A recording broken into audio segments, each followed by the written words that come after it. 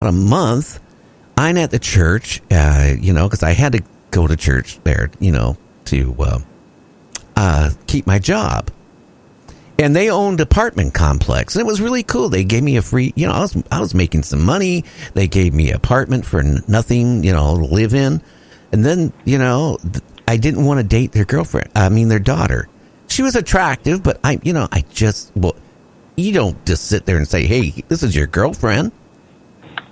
So, right. I looked at another girl in town, and I guess they saw me go out with this other girl. We went on a date, and everybody, and Forks at the time, small community, saw me, got back to the owner, right? Well, the next day they say, well, you know what? You don't have your apartment no more, but here's a cot. You can sleep in the back of the radio station next to the transmitter and stay warm. Oh, my goodness. Well, it only got worse, guys. It only got worse. The next thing I know, I'm sitting here, going to church. They sit there and show me these invitations to a wedding. And I happened to notice. I noticed. I never even kissed her, okay? I mean, I didn't. We went to the drive-in movie once or twice because I was forced to, and talked, I guess, and maybe went for rides, down by the ocean down at Forks. Next thing I know, they got my marriage all planned out. Oh, so, my goodness. About 1:00 in the morning, okay, I packed everything up in my car, and I left. You snuck out of town, Gary. I snuck out. Best thing I ever did, because there was a radio station now. I don't know what it's called now, but at the time it was called KTAC. Then it went to Cube, and then it went somebody else. They hired me to do Top 40. I was doing really good for a long time. So I got fired. And then they got fired. Yeah, you open lines, you call up and you say, who's your favorite DJ? Oh, it's Rick Stevens. And it was a sexy sounding girl. And we started talking, right? That's your downfall. Well, the engineer, okay, and his name was Herb something or another. And he thought he was a relative of, I can't remember that singer. But anyway, he was supposed to, afterwards push the button, right? And disconnect me. Well, we had an argument that day before, so he didn't disconnect me off that phone conversation. I was stupid because here I am with my headphones talking to this young sounding girl, right? And we're talking about stuff. Well, it went into a little bit of X-rated. And it was being broadcast, all over the Seattle, Tacoma, Washington area. Oh, my. So I lost that job that night. You're on a roll. Well, and then from there I went to other radio stations, and that's when I really started doing, the paranormal stuff. And you know what? I enjoyed talk radio so much more because, you know what? It was fun. I could just sit and talk to people one-on-one. I didn't have to spin records anymore, and I didn't have to be hyped up all the time, And I tell you, to do a top 40 show back in the 70s and the 80s, you got to be really hype. You got to be hyped up like you wouldn't believe. Well, that was big competition back then, as far as I can remember. Oh yeah, when one of the stations I worked at, there was a DJ called Andy Barber on King Radio up in Seattle, and we had a little battle going for ratings. And he would get up there and he would say, "This is Andy Barber. I am looking for a wife." I would say, with the Mormons. Yeah, I would come back on my show and I go, hey, if you're really hard up, and you want to get hooked up with somebody that's really homely and ugly and only has 3 fingers on each hand, you can get hooked up with Andy Barber on King Radio. I'm sure that went over at King Radio. Well, it didn't go good with him very well. But all of a sudden, we became good friends over it. Oh, so then he didn't end up going to the station where the Mormons would have hooked him up with a marriage. Oh, and put it this way: at that time, we're talking in the late 70s. When you're working for those stations, you're working like 3-hour, 4-hour shifts. You probably make as much money as somebody who's working 40 hours a week, if not more. And you got a nice bankroll going. You're kind of famous when you're on the radio. I'll tell you a little trick, especially when you're doing top 40, right? You get all these love letters from women, right? The day you're not on the show anymore, you call up one of these girls that, been hounding you while you're on your show to go out on a date, and they go, I don't want to go out with you. You're not on the radio anymore. You're nobody. Yeah. Go back to where you started, buddy. Yeah, you're nothing, And then I realized, well, gee, that's how long, the attention span is when you're on the radio. That's pretty shallow of them women, wasn't it? Jesus Christ. Wow. That's what I think. I think you're onto something there. At least you didn't get married, shotgun wedding to the Mormon lady there. That could have went south real quick. Well, I would have owned a radio station or been. Well, that's true. And they owned the only record store in Forks, Washington. So I mean, hey, I could have got free records and whatever. But no, you can't marry somebody like that. I don't know what they were expecting from me. I guess when I was young, I wasn't fat then, and I wasn't bad looking. It wasn't until I got into my 40s I started getting fat and ugly. Gary, you shouldn't say that about yourself, really. Okay, I didn't, it wasn't until my 40s till I started getting ugly and fat. How's that? I reversed it. Okay, well, since you did it, since you reworded it, it's okay now. Goodness gracious.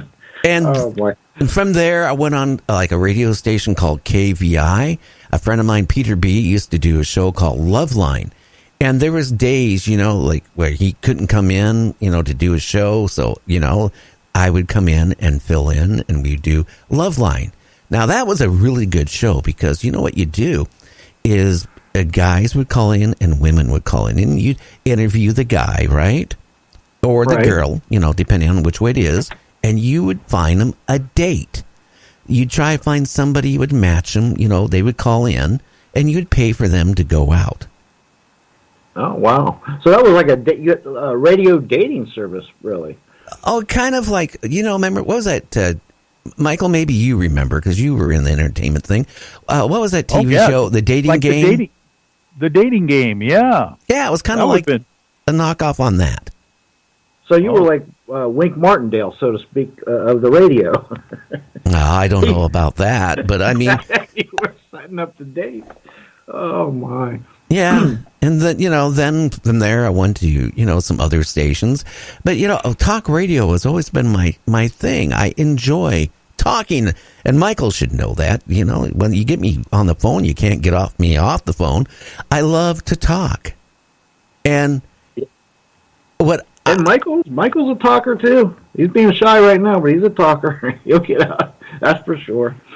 Well, yeah, well, I am just glad that you guys are both talkers here because I don't have to do everything until when my show comes on. But, the conversation here is sterling, I'll tell you. Well, we've yet to begun. I don't know, and then, then at what was it? In the mid or late 80s, I kind of got burned out on radio because you know what? You get paranoid because people would always send into the radio stations audition tapes, wanting a job on that radio station. So it would come in, and if the program director or the station manager would take somebody, you never seen before into a private office, everybody would start wondering, okay, which one of us is going to go? Oh, boy. Because back in that time frame, to be honest with you, they didn't want to keep host, either talk show host or DJs for a real long period of time because of ratings. They wanted to flip it over to, constantly. So you never knew after you've been there for 6 months, you start wondering, okay, do I have a job tomorrow? Wow. Very, one of the worst jobs for security you could ever have. Sounds like they must have had a lot of turnover rate, and so you're on edge every few months. It sounds like. Well, and it's that way. I'm willing to bet you today. I'm sure it hasn't changed because, they want fresh blood. Everything is the ratings. They want to see ratings of a show. They want the numbers. They want the listenership. So, if somebody comes in and they have a little twist to doing their show a little bit different, and maybe they came from a bigger market station and for some reason they lost their job too. So they're going down to a little bit, smaller market station.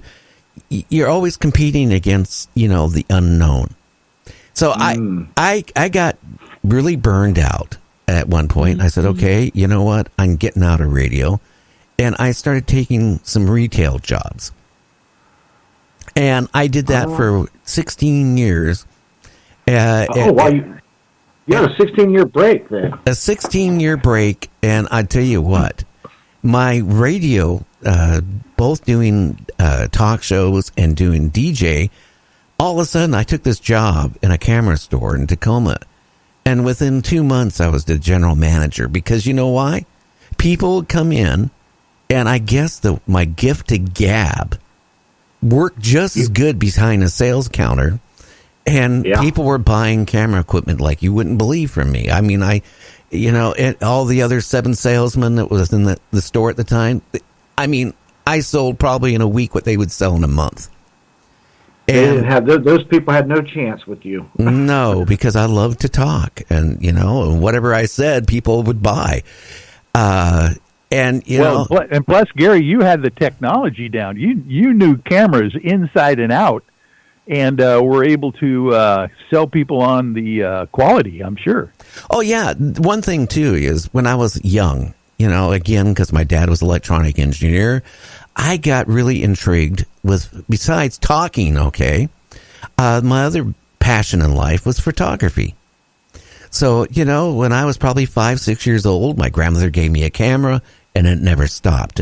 I literally, about 8 years ago, not even 8 years ago, about 5 years ago, I got rid of all my camera equipment and said, hey, I'm tired of it. I'm retired. I really concentrated riding my Harley motorcycles. Now, I have to admit, I've been on some radio stations since, the managing the camera store. But here I was retired, and just kind of look forward to, riding my motorcycle. But evidently, my friend would call me up and we would talk occasionally. And he knew like every May, June, I'd ride my bike to Reno and then Las Vegas. And I would stop by his little compound, Art Bell. And got to know Art Bell really well through the years. I wasn't a great friend, but I wasn't his worst friend. So, if he didn't call me up. But the one thing about Art, when he would call you up on the phone, okay, if you had caller ID, you never knew what number he was because whatever he used for his talk show, he would use, he'd call you out of the studio. So you'd be getting all these weird phone numbers. And here it was always Art, like, hey, maybe it's a bill collector. No, it's Art Bell. And all kept you on your toes. Well, it did, and then, I said, I'm going to come down. He goes, no, I don't want you to ride down here, and that was like September of not this September, but the September before. Oh, wow. He says, hey, I want you to get back into radio. And I go, I don't want to go back on commercial radio. He goes, no. And I'm not going to go into why he left radio. We're not talking about that. But he said, you want to get on internet radio? And I said, I don't know. I don't have, the equipment or, there's a lot different, when you're talking in a radio station and you got an engineer running all the instruments for you. Now, some stations I had to do everything myself, with the mixers. And since I held a first-class license, I, even had to work on the transmitters at times. But the thing is, I had to figure out how to do it. Now, Art suggested what equipment to buy. And, and he helped me originally set up the equipment over the phone, how to hook up this, to do this, to make it sound good like terrestrial radio, like commercial radio. Right. Yeah. That's important.